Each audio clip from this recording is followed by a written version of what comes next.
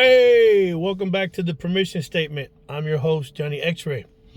So, as you can see by the content of some of the previous videos, there is clearly something unique afoot here in Napa, in the county of Napa, here in California.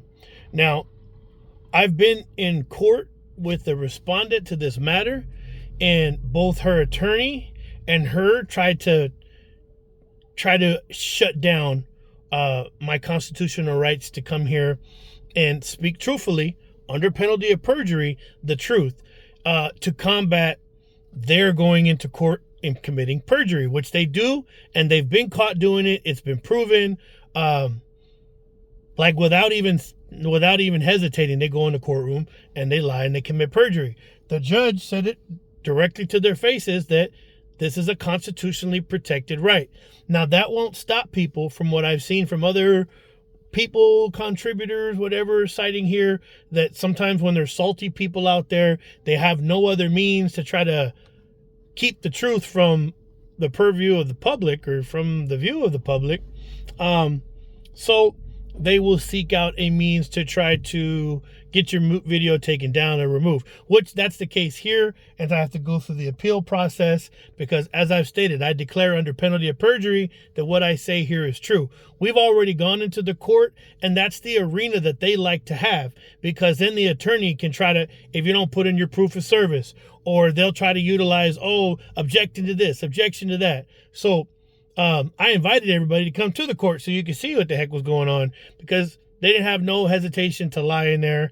And I warned them from the beginning, if you go in there and lie, which of course I'm on the business end of the lies, the statements, whether it's in writing or whether it's lateral attacks in the courtroom or lying about things that would potentially put my son in harm's way, like the amount of alcohol that this individual consumes, her drinking and driving. They'll try to make it an old issue, not a new issue. But so they don't like bringing the videos forward. The court even, it seemed like the court threw an exit strategy to the respondent, not the attorney, which that's something normally you would expect from the attorney for the individual. When we were going over the issue about her urinating on herself when she gets drunk in public, these videos were made in public on my phone. So she was out in public. And so where's the privacy in that? This wasn't behind closed doors. This wasn't from her phone that I captured the videos or anything. This was my personal equipment, and we were out in public. So it's a laughable joke to now all of a sudden try to cite privacy just because they don't want the public to know. But there's multiple platforms. There's analog. There's leaflets. So I'll be doing all of those in each one of those. So the more they try to impose their lies or their strategies, the more I shall fight back. I mean, that's just what it is. I mean, nobody should have to deal with what I've had to deal with in this court. So now, keep in mind, this individual has a strong relationship with the very people that are said to have committed all these murders that I cite about, whether it's my first wife's father, whether it's her friend and my friend that was brutally raped, stabbed and lit on fire in Mexico, my other friends that I've known that were killed in Mexico. So this individual conveniently started trying to demand that I go down there with her to the very places where these murders took place. And she's connected on social media to the people that are associated with all this stuff, right? So anybody can look at it from a side angle and be like, yeah, I can see why it wouldn't make no sense for this dude. I got complex beef with these people because over time, eventually I decided to be proactive and go put in work on the people that did harm to all these people's family member. Now that has resonated consequences.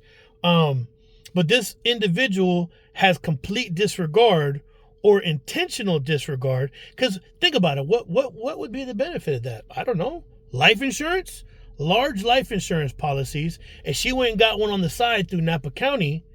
That means she get the house, full control of our son so that nobody can say, hey, you shouldn't be drinking and driving and doing all this stuff in front of our child. There'd be no buffer for my son's protection. And at the end of it, I could picture it at my funeral, her sitting there and everybody, all the drunk friends that she has that like watching her get, oh my God, my man cheated on me. Let's go drink at Guadalajara's, bitch. And then watch her get behind the wheel. I can see all those people surrounding her, making her out to be the victim. Like, oh, how could this have happened? And she just, because that's who she is. She's a narcissist. She would literally sit there and just feed into all that she's the victim. No, my son would be. Just like all these other people that lost somebody in their family, my son would be the victim. This person was trying to lure me down into that.